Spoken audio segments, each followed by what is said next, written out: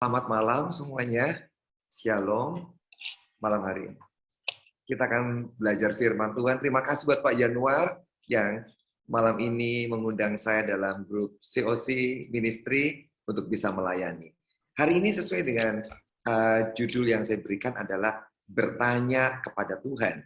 Nah, saudara, kenapa kita ini kok perlu bertanya kepada Tuhan? Dan mungkin hari-hari ini, apakah kita ini masih sungguh-sungguh bertanya? Ataukah tanya Tuhan ini cuma sekedar sebuah kata-kata klise? Karena kita ini orang Kristen, ya udah kita tanya Tuhan. Apakah benar-benar kita ini punya pengalaman, sudah melakukan dalam hidup kita, sebab kita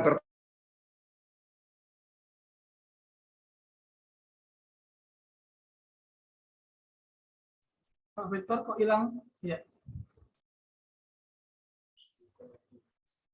Coba diulang, Pak. Terputus, Pak. Koneksinya menjadi. Ya. Semakin kita ini dekat kepada Tuhan, saudara, maka kita ini, maka kita ini akan punya relationship kedekatan dengan Tuhan. Dan kita akan mulai bertanya dan berbicara kepada Tuhan. Nah, saudara, waktu kita ini berbicara kepada Tuhan, kita percaya Tuhan itu akan mendengar dan menjawab apa yang kita sedang tanyakan kepada Tuhan. Dan ini ternyata sangat penting. Semakin saya ini belajar tentang firman Tuhan, semakin saya bukan sekadar belajar, tapi mulai berjalan bersama dengan Tuhan, bertanya pada Tuhan, saya melihat ada begitu banyak keuntungan yang kita peroleh dari bertanya kepada Tuhan. Karena kita ini bukan maha tahu. Tuhan maha tahu, kita nggak maha tahu. Sehingga semua hal ke depan yang kita belum tahu apa yang terjadi, tiap kali kita anak-anak Tuhan mau bertanya pada Tuhan, Tuhan dengan sukacita akan menjawab setiap pertanyaan kita, memberikan jalan keluarnya. Dan hari ini kita akan lihat beberapa ayat firman Tuhan yang mengajarkan tentang bertanya pada Tuhan. Dan efeknya akibatnya sungguh luar biasa. Dia melepaskan kita dari setiap tantangan persoalan kita. Saya akan bacakan dari 1 Samuel pasal yang ke-23. 1 Samuel 23, ayat yang pertama sampai dengan ayat yang kelima. 1 Samuel 23, ayat pertama sampai dengan ayat yang kelima. Demikian firman Tuhan. Diberitahukanlah kepada Daud begini, ketahuilah orang Filistin berperang melawan orang Kehila dan menjarah tempat-tempat pengirikan. Lalu bertanyalah Daud kepada Tuhan, apakah aku akan pergi mengalahkan orang Filistin itu? Jawab Tuhan kepada Daud, pergilah, kalahkanlah orang Filistin itu dan selamatkanlah Kehila.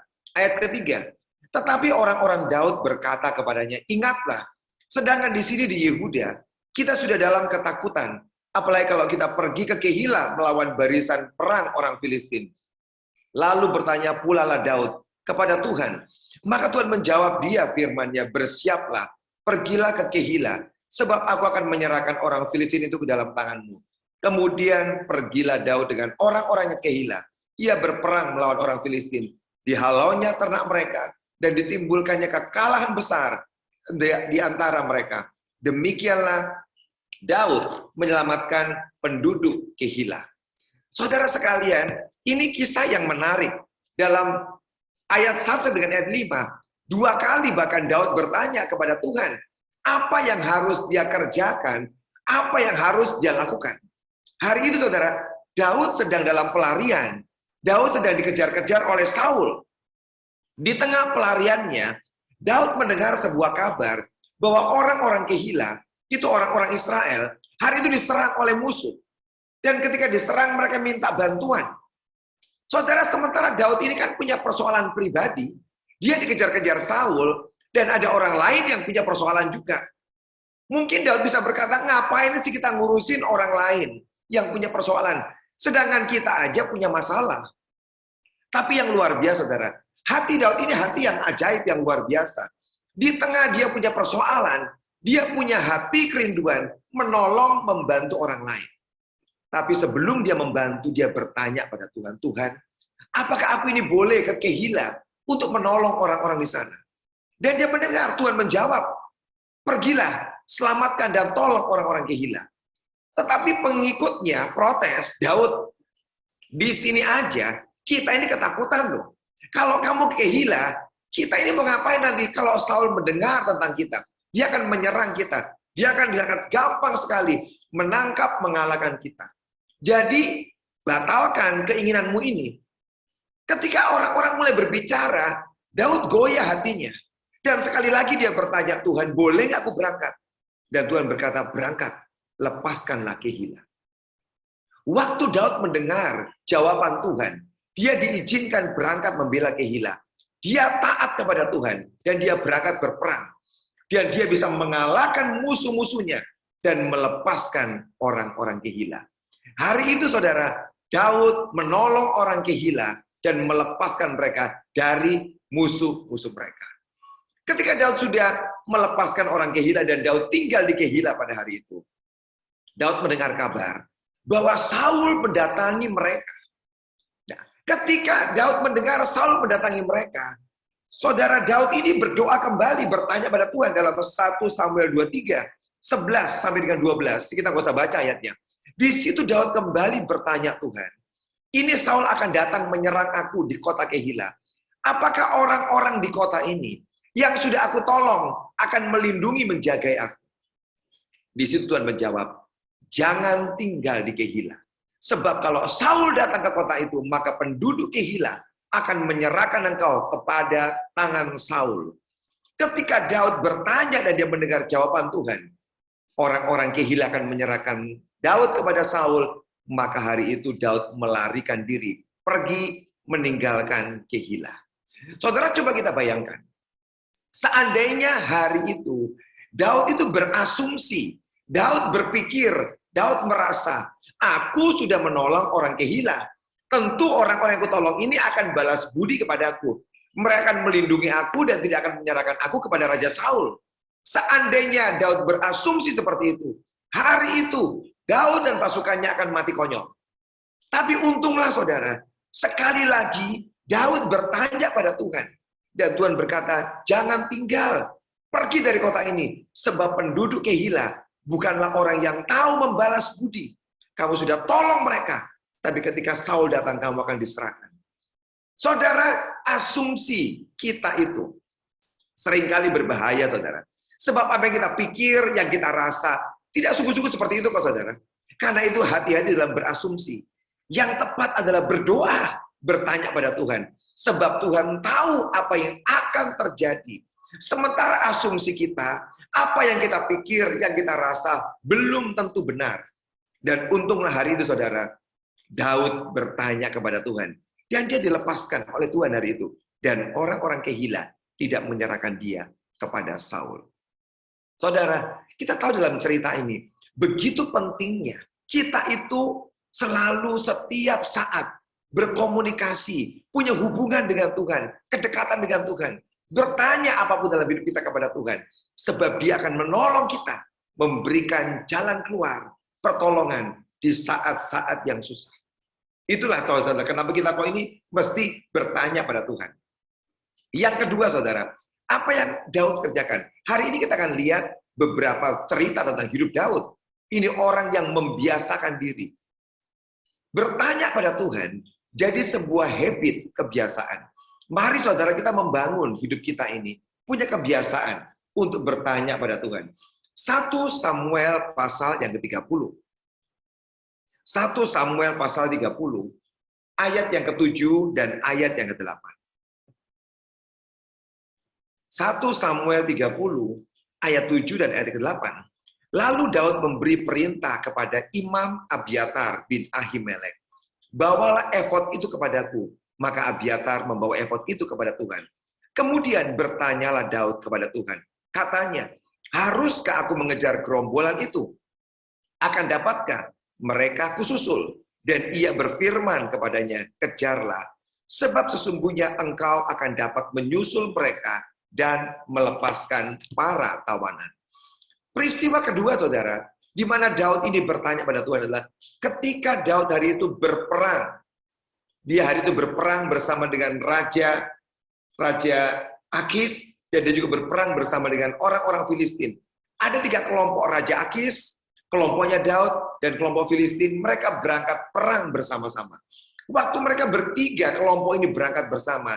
Raja Filistin berkata, aku tidak mau Daud ikut. Sebab aku tahu Daud itu adalah orang yang dulu pernah mengalahkan pahlawan kami Goliat. Dan hari itu Filistin menolak Daud. Akhirnya mau nggak mau Raja Akis berkata pada Daud, Daud engkau pulang aja lah. Nggak usah ikut perang. Sebab orang-orang Filistin yang bergabung dengan kita, dia nggak mau terima kamu. Dan hari itu Daud beserta pasukannya pulang ke kotanya. Mereka tinggal di kota Siklak, saudara. Tapi yang menyedihkan adalah ketika Daud ini pulang ke kota Siklak, dia menemui kotanya udah dibakar oleh musuh. Dan hari itu anak, istri, harta kekayaannya dijarah, saudara. Nah, ini yang membuat Daud begitu sedih dan frustasi. Kenapa? Dia pulang dari peperangan ditolak dan dia menemui keluarganya hari itu ditawan dan kotanya dibakar habis. Dan apa yang terjadi, saudara? Semua tentara yang bersama dengan Daud begitu patah semangat, begitu marah. Bahkan hari itu mereka mau melempari Daud dengan batu. Saudara bayangkan, sebuah kondisi, saudara bayangkan, saudara pemimpin, dan tiba-tiba anak-anak buahmu, orang di bawahmu, sedang menyerang engkau, menyalahkan engkau. Dan hari itu mereka sudah putus asa. Dan di tengah-tengah kondisi putus asa itu, yang hebat, Daud bertanya kepada Tuhan. Seringkali saudara, ketika kondisi kita sangat berat, kita putus asa, semua gak ada jalan keluar. Banyak orang Kristen yang lupa bertanya pada Tuhan. Dan mereka justru mengambil keputusan-keputusan yang salah, yang konyol. Sehingga keadaan mereka bukan semakin baik, tapi semakin kacau, semakin rusak, semakin hancur. Sebab di tengah-tengah persoalan, tekanan, masalah yang berat, kita ini kadang-kadang ambil keputusan-keputusan yang salah. Sebenarnya di saat yang berat, yang sukar itu, datanglah pada Tuhan dan bertanya pada Tuhan. Dalam peristiwa ini Daud bertanya pada Tuhan, Tuhan, apa yang harus aku kerjakan dengan semua keadaan ini? Dan Tuhan menjawab, Daud berkata, pergi, kejarlah musuhmu. Dan hari itu Daud berangkat. Sekalipun saudara, pasukan Daud dalam kondisi kekuatan yang sangat lemah. Loh, kenapa? Sebab semua sudah putus asa. Dan hari itu keluarga mereka, istri, anak-anak, dan harta mereka dijarah musuh. Bagaimana mungkin orang-orang yang sedang putus asa, yang sedang susah, yang sedang sedih, kecewa ini bisa berangkat perang dan menang? Tidak mungkin. Tapi yang hebat, saudara, Daud memegang perkataan dan janji Tuhan yang berkata, pergi, kejarlah mereka. Ini yang hebat. Di tengah kondisi yang tidak menentu, saudara, Daud pegang perkataan Tuhan firman-Nya, pergi kejar musuhmu. Dan Daud mengerjakannya. Saudara, ketika keadaan hidup kita ini berat, sukar, dan tidak menentu, saudara, bisakah di saat itu kau bertanya pada Tuhan, dan kau bisa memegang dan percaya pada firman yang Tuhan berikan dalam hidupmu? Sekalipun, saudara, keadaan, kondisi, kenyataan yang sedang kau hadapi, yang kau lihat, sama sekali tidak menjanjikan hidupmu. Bisakah engkau pegang firman-Nya dan percaya? Disitulah kehebatannya Daud, saudara.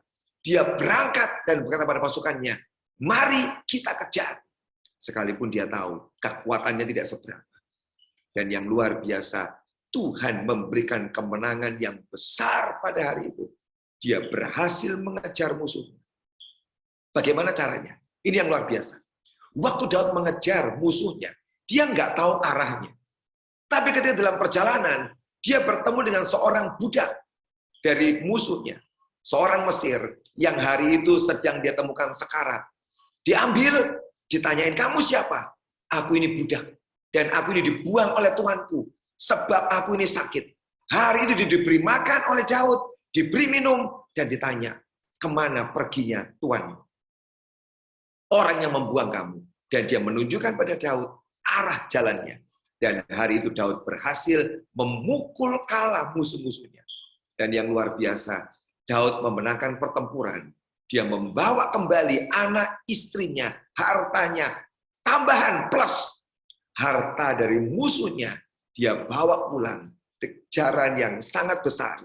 Saudara lihat di sini, dia tidak tahu bagaimana caranya.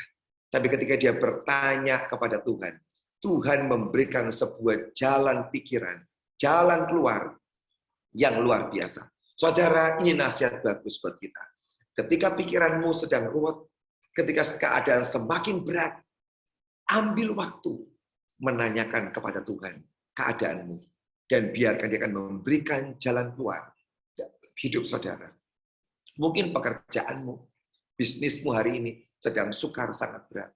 Tanya kepada Tuhan. nanti dia akan memberikan jalan keluar yang ajaib, yang luar biasa.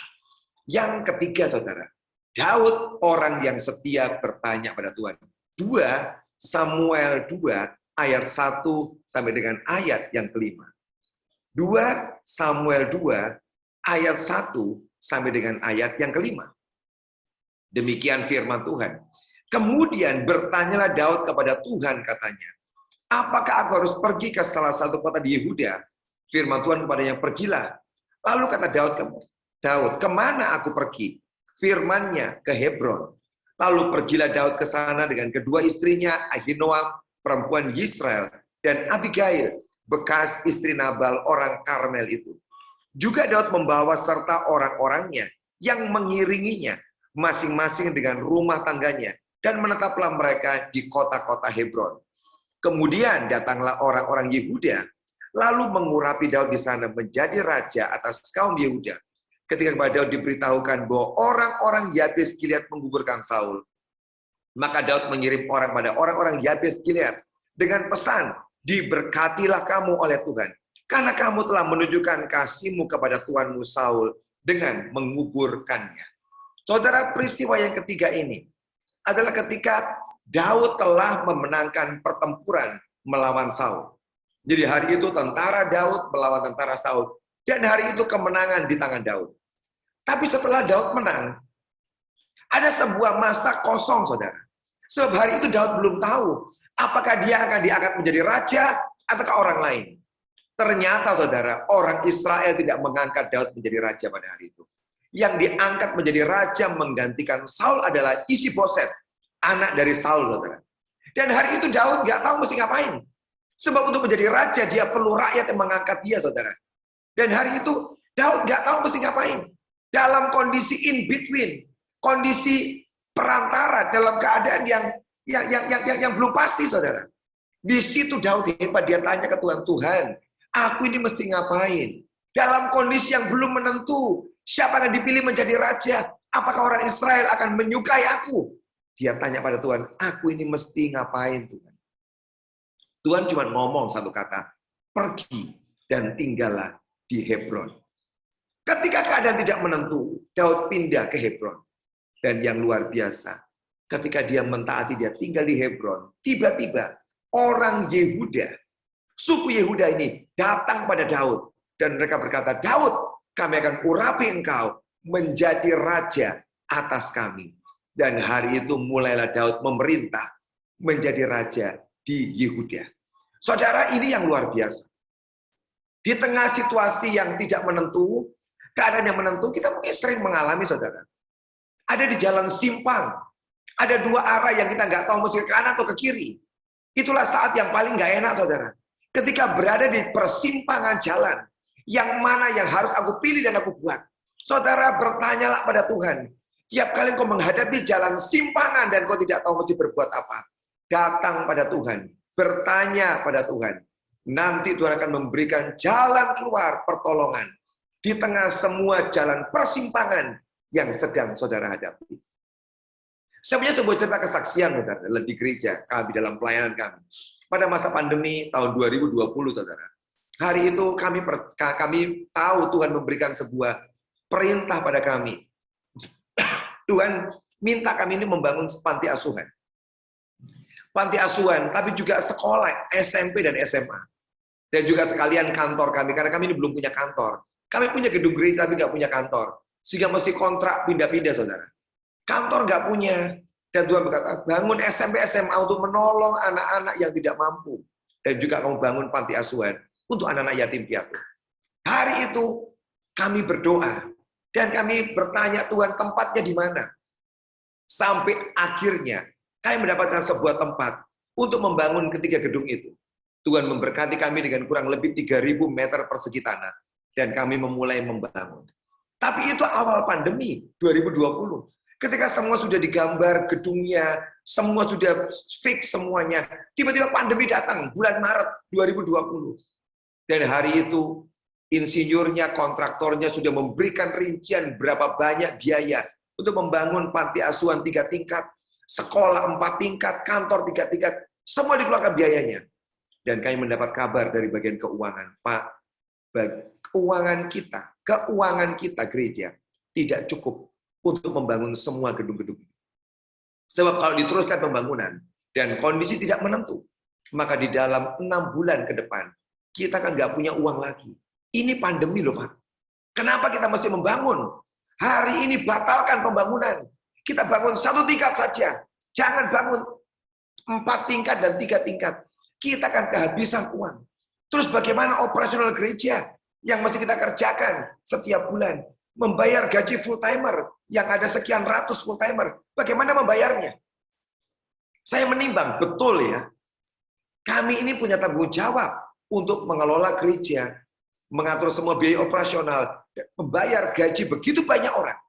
Kalau sampai kami nggak punya uang, bagaimana nasib semua full timer kami? Ketika saya mendengar itu, saya menghentikan pembangunan. Kami rapat kumpul sama-sama, kita nggak usah bangun 4 tingkat dan 3 tingkat. 1 tingkat sudah cukup. Tapi malam sebelum kami rapat, saudara, malam itu saya ingat, saya berdoa dan saya bertanya pada Tuhan, ini proyek besar, apa yang Engkau inginkan? Semua berpendapat, betul, hentikan pembangunan. Itu bijaksana. Tetapi saya mau bertanya, apa pendapatmu Tuhan tentang semua proyek ini? Apakah akan diteruskan atau kami berhenti? Kami melihat keuangan berhenti aja. Tapi saya ambil kesempatan, saudara, bertanya pada Tuhan. Dan malam itu saya mendengar Tuhan memberikan jawaban bagus. Dia nggak bilang, jangan hentikan. Dia cuma ngomong gini, jangan intervensi pekerjaanku. Jangan ikut-ikut pekerjaan. Waktu saya mendengar Tuhan berkata itu, saya tahu artinya, saudara. Dia ngomong, jangan ikut-ikut kamu. Biarkan aku yang urus semua ini. Dan besoknya kami rapat, kami putuskan membangun 1 tingkat. Selesai rapat, saya berkata, tadi malam aku berdoa dan tanya ke Tuhan, apa yang mesti kerjakan dengan semua bangunan ini? Dan Tuhan berkata, jangan intervensi. Dan saya berkata pada semua tim itu berkata, bisakah kita percaya pada Tuhan kali ini? Bahwa dia sanggup menyelesaikan semua gedung-gedung itu dengan cara Tuhan. Dan tiba-tiba semua tim berkata, ya sudah, kalau Pak Victor percaya, Pak Victor berdoa, dan Tuhan sudah ngomong itu, kami setuju, kami sepakat, selesaikan gedung itu, tanpa ada yang dihentikan pembangunan. Dan saya berkata, mari kita lihat. Tuhan akan tunjukkan kuasanya. Saudara, apa yang terjadi? Pembangunan diteruskan, tidak berhenti, saudara. Tepat setahun, saudara. Gedung-gedung itu selesai. 3 tingkat kantor kami, 4 tingkat sekolah, SMP, SMA, dan 3 tingkat panti asuhan selesai. Dan yang ajaib, tidak mempunyai utang. Ketika gedung diserahkan kepada kami bisa membayar lunas hari itu, tepat, dan tidak ada utang. Hari itu semua berkata, betul ya Pak. Tuhan kita itu Tuhan yang ajaib. Kita lihat keuangan tidak mungkin mencukupi. Tapi kita melihat ada keajaiban Tuhan. Bahkan di tengah-tengah pandemi, di mana banyak orang mengalami kesusahan, pengusaha-pengusaha, gereja kena dampaknya. Kenapa kita bisa tertolong oleh Tuhan? Saya berkata, pegang firman-Nya, perkataannya, percaya. Waktu saya hitung dari mana uangnya, saya juga bingung, saudara. Karena setiap bulan yang kami bayarkan sangat besar, di luar kemampuan kami. Tapi saya melihat Tuhan, Engkau Tuhan yang ajaib, Tuhan yang luar biasa. Tiap kali kami ini dalam kesulitan, kami bertanya, Dia akan memberikan pertolongan dan jalan keluar dengan cara Tuhan yang sangat ajaib. Yang berikutnya, saudara, tentang Daud, ini yang terakhir. Tentang Daud bertanya, 2 Samuel pasal ke-5. 2 Samuel pasal yang ke-5, ayat 17 sampai dengan ayat yang ke-20. 2 Samuel 5, 17 sampai dengan 20. Ketika didengar orang Filistin bahwa Daud telah diurapi menjadi raja atas Israel, maka majulah semua orang Filistin untuk menangkap Daud. Tetapi Daud mendengar hal itu, lalu ia pergi ke kubu pertahanan.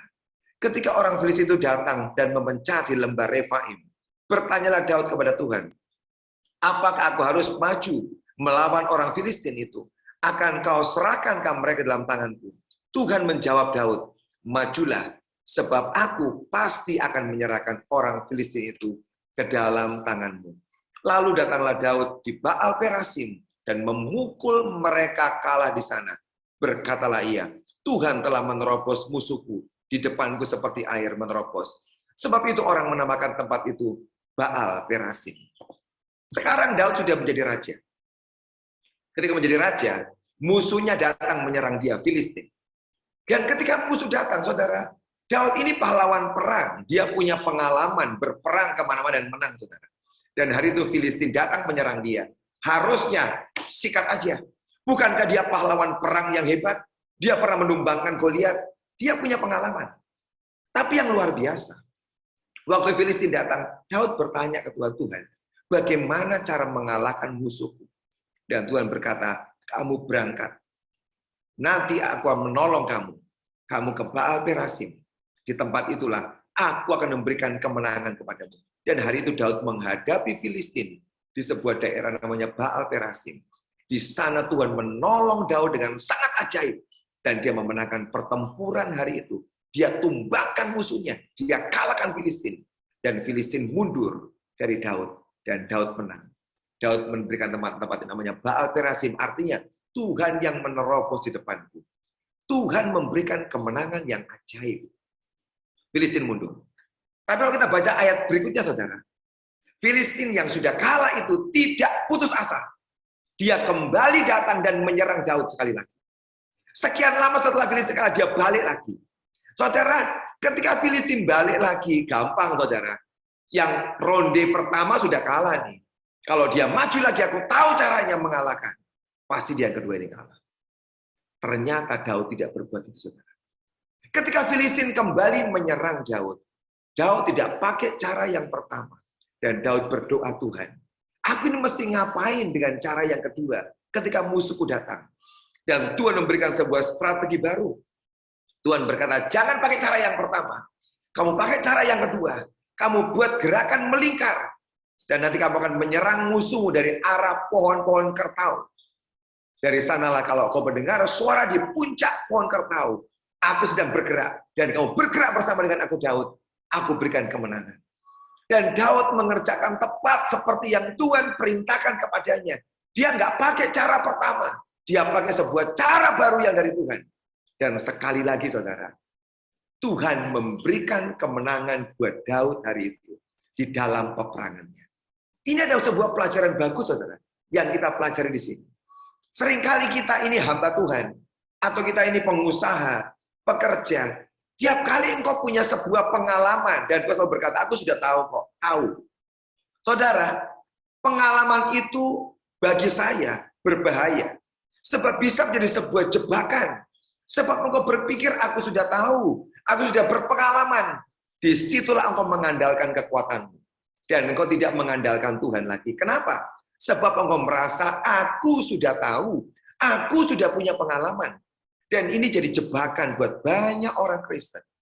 Tapi kalau engkau mau bertanya kepada Tuhan, dia akan selalu memberikan sebuah jalan baru untuk memenangkan pertempuran, saudara. Tuhan mau, saudara, setiap hidup kita menang, menang, menang. Dia mau bawa hidup setiap kita dari satu kemenangan pada kemenangan yang lain. Kita jujur mengalami dalam hidup kita, saudara. Kita menang, gagal. Menang, gagal. Ada beberapa orang yang alami dalam hidupnya. Menang, gagal, menang, gagal. Kenapa kok Tuhan? Kok aku ini selalu menang, gagal, menang, gagal? Sebab engkau lupa satu hal. Engkau merasa pengalamanmu segala-galanya. Dan tiba-tiba engkau sudah meninggalkan cara-cara Tuhan. Engkau lupa caranya Tuhan. Disitulah engkau mengalami kegagalan. Tapi kalau setiap saat hatimu tertuju pada Tuhan, selalu bertanya dan berdoa pada Tuhan, yang kau alami, menang, menang, menang, dan menang. Dari satu kemenangan kepada kemenangan yang lain, Dia akan membawa kehidupan kita. Sebab Tuhan memang, saudara, Dia pengen setiap kita ini menang, menang, dan menang. Tidak pakai cara yang sama, pakai cara yang baru yang Tuhan berikan. Dalam hidup kita punya banyak contoh, saudara. Saya berikan satu contoh, saudara. Kita merasa tahu dan sudah pengalaman. Itu sangat merusak banyak hal, saudara. Kita tahu hari-hari ini di kota Semarang ini ada banyak sekolah-sekolah Kristen yang dulu pernah sangat terkenal. Sekolah-sekolah Kristen yang dulu sangat terkenal, yang dulu dicari orang, pernah hebat. Tapi kenapa hari-hari ini Sekolah-sekolah Kristen itu mengalami kemunduran, bahkan beberapa harus tutup, saudara. Sekolah Kristen, sekolah Katolik, kita harus ngakui beberapa bahkan ditutup, saudara. Padahal mereka pernah di sekolah-sekolah yang sangat bagus. Kenapa? Sebab pengelolanya mungkin berkata, kami sudah tahu bagaimana menjadi sekolah yang bagus, yang disukai orang. Dan mereka mengerjakan hal yang sama bertahun-tahun. Padahal, saudara, tahun itu berkembang, masa berkembang, keadaan berkembang. Dan mereka tetap memegang pengalaman masa lalu dan tidak pernah mengubah cara mereka, sistem mereka, cara pendidikan mereka, rekrut guru-guru mereka pakai cara yang lama. Sementara keadaan sudah terus berkembang, mereka tertinggal. Ketika mereka tertinggal sudah sangat jauh, saudara. Waktu mereka mengejar ketinggalannya, sudah terlambat. Apa yang terjadi? Sekolah-sekolah yang pernah bagus itu mengalami penurunan yang sangat drastis. Murid mereka berkurang. Cara pendidikan mereka, sistem mereka berkurang dan menurun sekali. Akibatnya, orang-orang tidak lagi mencari sekolah yang dulu terkenal itu. Dan mereka sedang berpindah ke sebuah sekolah-sekolah baru. Yang hari itu menerapkan sebuah cara baru, sistem baru. Secara bisnis, pekerjaan, kita mesti membuat sesuatu yang terus bergerak maju. Secara rohani sama, saudara.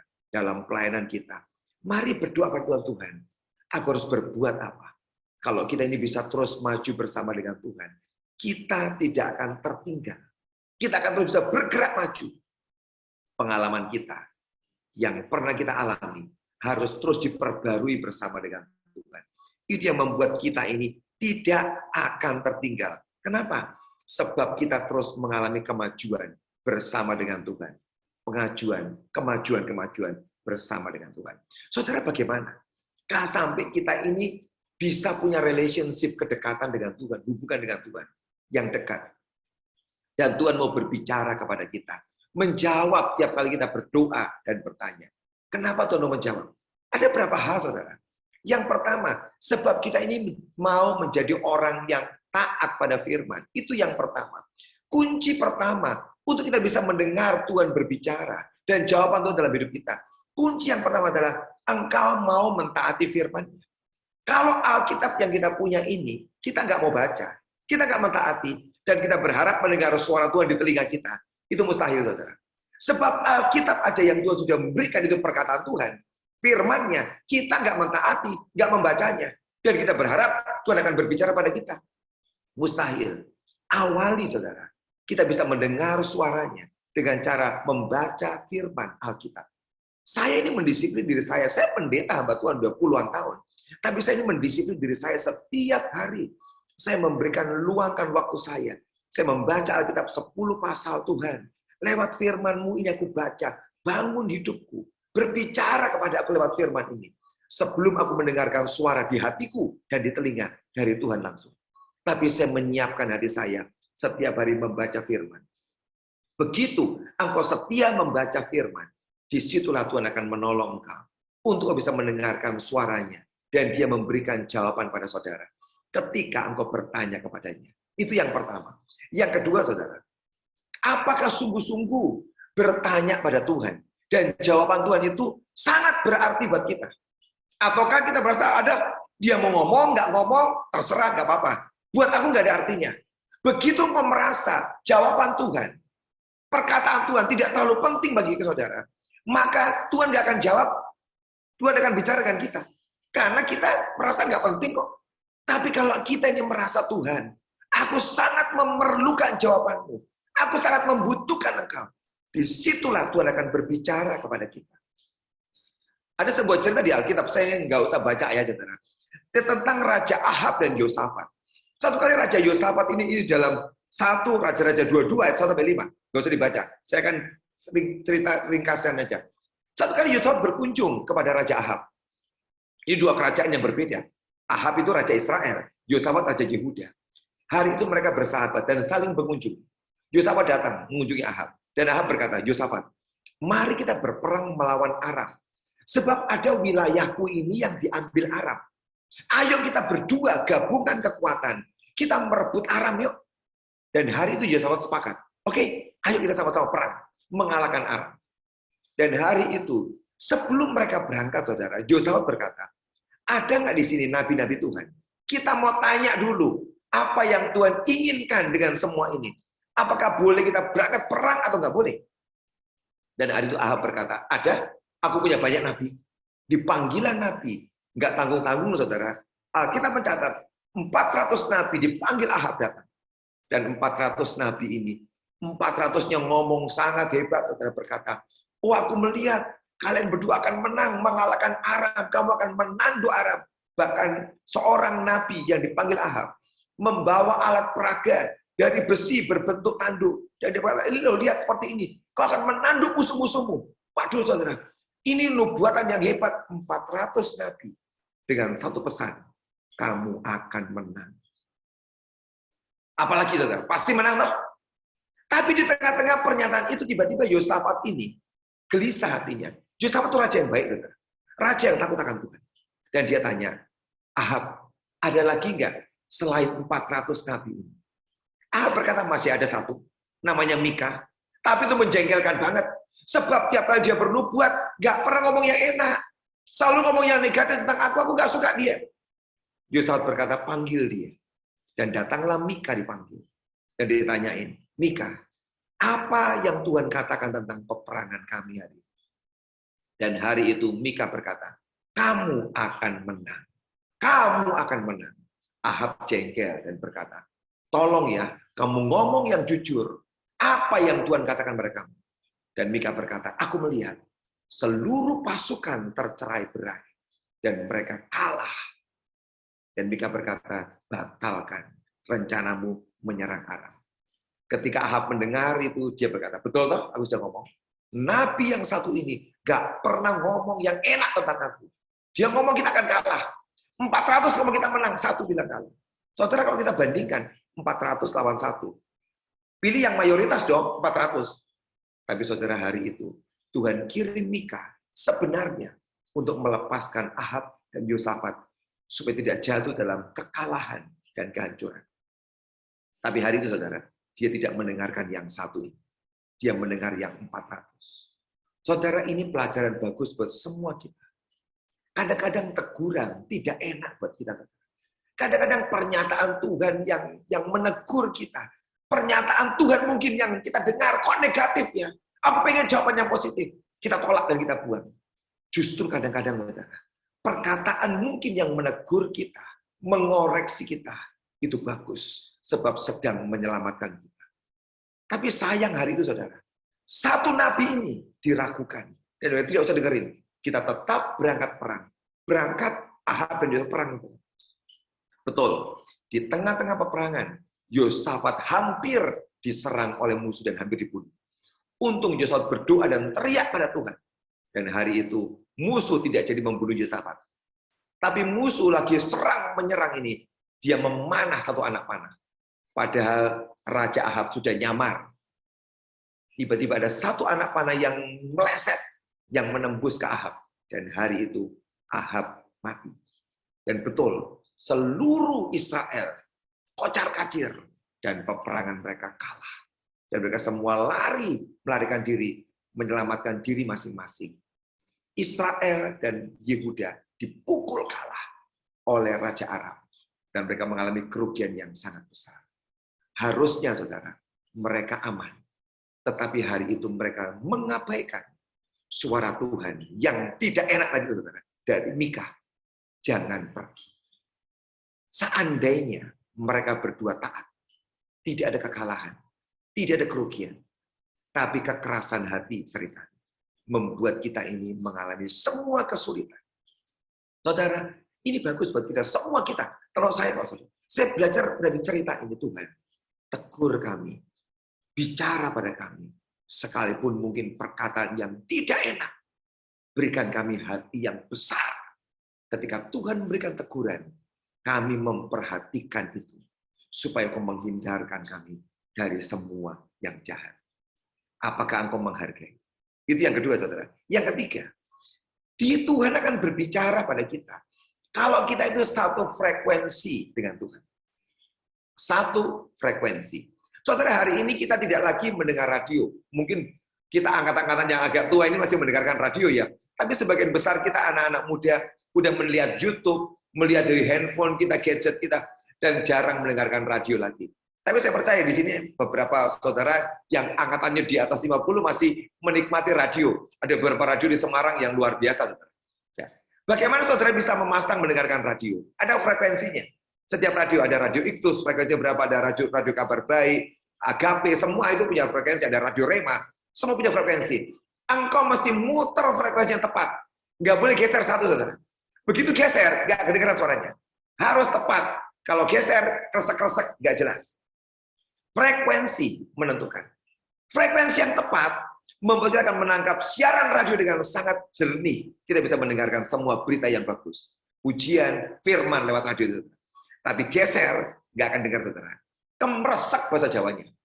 Kita dengan Tuhan sama. Apakah hari ini saudara dan saya ini sefrekuensi? Setiap kali engkau dengan Tuhan sefrekuensi sama, saudara, dengan Tuhan. Engkau bisa sangat gampang mendengarkan suara Tuhan. Karena engkau ada di frekuensi yang sama dengan Tuhan. Suara Tuhan akan sangat gampang kita dengarkan. Tapi, kalau kita ini berbeda dengan Tuhan, frekuensinya, disitulah kita susah mendengar suara Tuhan. Frekuensi yang seperti apa, saudara? Hari ini interest hatimu, ketertarikan hatimu di mana, saudara? Apakah saudara tertarik mencintai Tuhan? Atau kita sedang mencintai uang lebih daripada Tuhan? Kalau hatimu sangat cinta uang, sangat sulit, saudara, engkau akan bisa mendengarkan suara Tuhan. Kenapa? Sebab hatimu akan condong ke semua urusan duit, kamu suka. Sementara yang urusan Tuhan, engkau tidak berminat. Engkau tidak mungkin mendengar suaranya. Sebab hatimu lebih tertarik kepada uang. Apakah hari ini hatimu tertarik kepada hawa nafsu dunia, keinginan daging, keinginan mata, kan kau hidup itu ya ke sana hatimu, dan kau nggak pengen Tuhan, maka engkau tidak mungkin mendengar suaranya. Sebab hatimu sedang sangat condong pada semua keinginan mata, keinginan daging, keangkuhan hidup, maka tidak akan ke Tuhan. Dan kau tidak akan mendengar suaranya. Sebab berbeda frekuensinya. Hari ini, saudara, yang perlu kita kerjakan, bereskan frekuensi hati kita. Tepatkan dengan Tuhan. Disitulah engkau akan mendengarkan suaranya. Mendengar perkataan Tuhan. Mendengar pernyataan Tuhan. Mendengar jawabannya. Yang akan menghindarkan kita dari semua yang jahat. Semua yang negatif. Semua yang merusak dalam kehidupan kita. Karena itu, mari sefrekuensi dengan Tuhan. Pengalaman lain, saudara. Ketika pandemi ada 2020-2021 ini, hari itu gereja kan belum bisa ibadah dan gereja dibatasi ibadahnya. Nggak boleh terlalu banyak. Ya. Gereja kami juga, kami pakai distancing, social distancing, duduknya harus berjarak. Akibatnya tidak semua orang bisa ke gereja. Sebab gereja sudah penuh, sehingga yang lain nggak boleh gereja. Di rumah saja, lewat live streaming. Sampai satu kali saya berdoa, Tuhan, ini ada jemaat yang pengen ke gereja, tapi tempat nggak cukup nih Tuhan. Bagaimana ya caranya? Dan saya mendengar satu dorongan dalam hati bisikan, buka tambah ibadah. Kamu kan jam 7 pagi ada. Sekarang buka ibadah baru jam 10. Yang jam 5 sudah ada, jadi jam 7, jam 10, jam 5, buka ibadah satu lagi. Dan saya ngomong dengan teman-teman semua di pendeta, share, kita buka ibadah satu lagi. Semua berpendapat jangan. Kalau kita buka satu ibadah lagi, satu capek. Yang kedua, apakah ada yang datang? Itu pertanyaannya. Satu capek, yang kedua, apakah ada yang datang? Saya berdoa Tuhan, engkau mau nggak? Kan saya tahu Tuhan dorong. Sebab teman-teman saya belum mau, ya sudah, tahan dulu. Sampai satu kali, polisi itu, penjaga di gereja kami berkata, Pak, kenapa sih kok cuma ibadah 2? Kan kebanyakan orangnya. Dipecah aja, Pak. Tambah satu ibadah. Waktu Pak Polisi ngomong itu, saya ngomong teman-teman, Pak Polisi sudah ngomong. Dipecah ibadahnya supaya nggak terlalu padat. Baru langsung bilang, oke, setuju. Dan minggu depannya kami buat ibadah ketiga, saudara. Jadi Tuhan dan polisi kerjasama. Ya kan? Dia berkata, ini gini, supaya dipecah, jangan banyak-banyak. Dan kami buatlah ibadah. Dan yang hebat, saudara, waktu yang buka ibadah tambahan satu, yang pagi jam 7 tetap penuh, yang sore tetap, yang ibadah tengah-tengah ini tambah lagi orangnya, tetap langsung penuh. Saya bilang, lihat, kalau Tuhan yang memerintahkan, masakan dia membiarkan kita? Ibadah yang kedua kita langsung penuh lagi. Jadi, dengarkan apa yang Tuhan katakan. Dia akan menolong, membantu kita. Jadi hari ini kami bersyukur, setiap kali kita mentaati, Tuhan akan bekerja menolong kita. Amin. Yang terakhir, saudara, kenapa sampai Dia mau berbicara kepada kita? Sebab kita sedang menghentikan, meredakan semua kebisingan hidup kita. Kita semua ini punya urusan pribadi, saudara. Dan seringkali masalah urusan kita sangat ramai suara dalam hidup kita. Oh, urusan ini, urusan itu sangat gede suaranya, ramai banget. Sehingga setiap kali Tuhan mau berbicara, engkau nggak bisa mendengarkan. Sebab saudara terlalu ramai hidupnya, sibuk banget. Kapan kau bisa mendengarkan Tuhan? Ambil saat yang tenang. Setiap kali engkau tenang, saudara, disitulah Tuhan bisa berbicara dalam hidup saudara. Kebisingan saudara, suara yang ramai seringkali dalam hidup kita, membuat Tuhan itu bicara. Kita nggak bisa mendengarkannya. Tapi kalau engkau menenangkan diri di hadapan Tuhan, disitulah kau bisa mendengarkan suaranya. Saya berdoa hari ini, saudara, firman renungan ini sampaikan. Kita punya konklusi. Setiap saat mari bertanya pada Tuhan. Untuk menghindarkan engkau dari semua kesalahan, kehancuran, dan kegagalan. Dan bangun relationship dengan Tuhan. Sefrekuensi dengan Tuhan. Jadikan suara Tuhan itu penting bagi kita. Dan hari ini kita mau terus meredakan kebisingan kita. Membuka hati buat Tuhan. Dan kau akan mendapat jawaban yang ajaib. Dalam semua keadaan yang sedang kita lewati. Amin. Mari kita berdoa. Bapa di surga, terima kasih untuk malam ini Tuhan. Hamba telah sampaikan kebenaran firman-Mu pada malam hari ini. Kau yang tolong setiap kami. Untuk kami bisa membangun hubungan yang dekat dengan Tuhan. Selalu bertanya kepada Tuhan dalam setiap tantangan persoalan hidup kami. Dan kami percaya Tuhan kami Tuhan yang hidup. Yang sanggup berkata-kata dan bisa menjawab setiap pergumulan kami. Kami bersyukur buat malam ini. Kau memberkati semua kami yang ikut dalam acara ini, Tuhan. Kau memberkati kami. Dan biar berikan kami pengalaman dengan Tuhan. Kami mendengar suara-Mu. Dan kami ini dihindarkan dari semua yang jahat. Dari semua kegagalan. Semua kehancuran. Sebab kami selalu bertanya pada Tuhan. Kami bersyukur buat malam hari ini. Demi nama Tuhan Yesus. Kami berdoa dan bersyukur. Amin. Selamat malam. Tuhan memberkati saudara.